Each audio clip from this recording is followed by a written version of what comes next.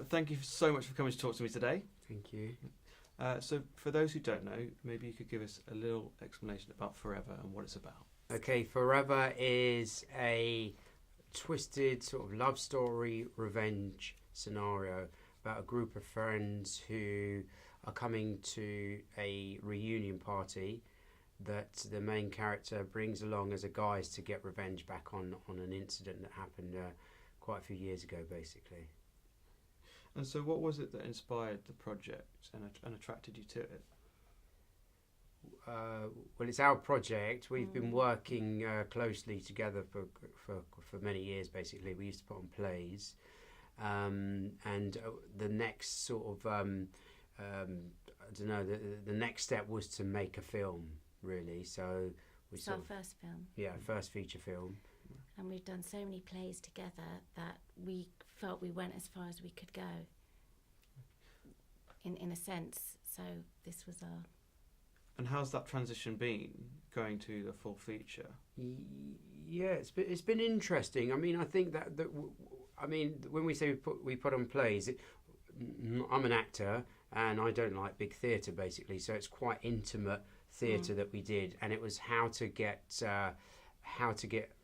as real as possible with people as close as possible and watching you. And the style of the film is that really you should feel like you shouldn't be in that room with those people, but you should feel that you are there. So that's what we try to achieve in terms of the style of it. And how would you say that manifested in the end to really create that intimacy with the viewer? Well, we used we locked off the camera in like a Big Brother style scenario in rooms where you shouldn't really be. Well, you should be in the rooms, but you shouldn't see what you should be seeing.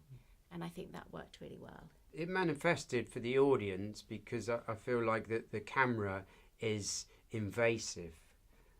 And so the audience is part of the camera. There's a lot of movement with the camera as well. So that I feel like the audience, they should feel they're with the camera. So I think they might get the feeling that, I shouldn't be in this it's an room. uncomfortable feeling, isn't it, of some of the scenes that you're watching. And can you maybe tell us a little bit about your characters respectively and how you portrayed them? Yeah, I play the ex-girlfriend of Johnny, Lizzie, and they have a lot of history together. And I haven't seen him or any of the others in 10 to 15 years. And I left the... Don't give away too much. ...relationship on not such a great note. No, that is a cliffhanger. That's going to draw me. Yeah. Oh, we've got another punt. And so basically Johnny, this incident happened amongst these close friends about 10 years ago. They were party friends. They used to go out all night. They used to get wasted, and something happened. I won't say, you'd have to see the film to find out what happened. Johnny is a person which, as a writer, I find, which I wanted to explore, as a person that an incident has happened to him or related to him where he can't move on from that incident, and it's clouded his vision of what life should be, basically. And until he gets this issue resolved, which is a long time to hold on to an issue, he will not resolve himself. So he's not let go of a lot of things, basically. He's holding on to destructive things, and he's a destructive person. And working with the other two members, because it's just the four of you, and again playing towards this idea of intimacy and really sort of those one-on-one interactions, how is it working with them and in such close quarters, almost like, again, transferring maybe themes that we find a lot more common on the stage over to film? It was brilliant because we made decisions on the four of us very early on, and so we worked with them for almost up to a year, and we actually shot the whole film on like a little portable camera before we actually shot the real film. So that was amazing. We feel like a throwaway version of the film.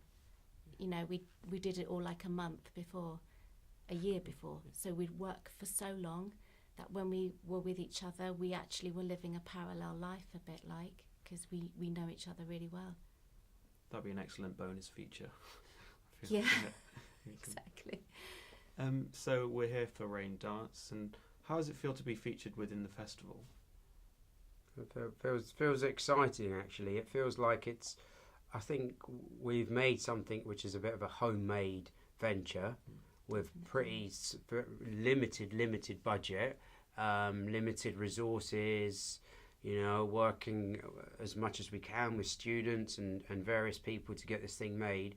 And it feels like Raindance epitomises that sort of like, we're sort of in a DIY culture, and that's our film basically. So it's just it's amazing that we feel that people appreciate it and want to see it basically, and are responding to the film. So and it's the first film we've ever made, and we made it on such a, you know, like you said, so homemade, just the two of us, and that they've taken it on kind of makes sense as well. Yeah, I think it's like the sort of like the essence of Raindance, which is interesting, because it's and then working on such a low budget, you end up doing pretty much everything yourself.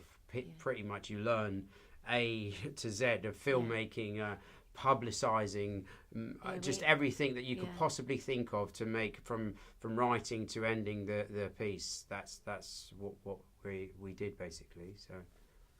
And so what would you say you would want audiences not necessarily to expect, but take away from viewing the film? What you want them to experience during? I think that if they would feel that life is really fragile and really hard. I mean, it's not that depressing. There's moments in the film that are really light, but there is that feeling of we are alone and it's tough. Yeah, that sounds a bit gloomy for me. I'm not sure I'd go down that route. I would say I would it's quite fragile. Yeah, I personally, I think it's like, one, I think it would be how we judge characters without knowing their backstory is what we tend to do as people. So to put that experiment up on screen, hopefully people understand why people behave the way that they do, basically. And also, that to the fragile thing is, from my point of view, is more like, well, anything can happen any day. You think it's all sort of going to plan, but you just don't know what could happen, basically. And I think that's what over this night, it's like anything could happen.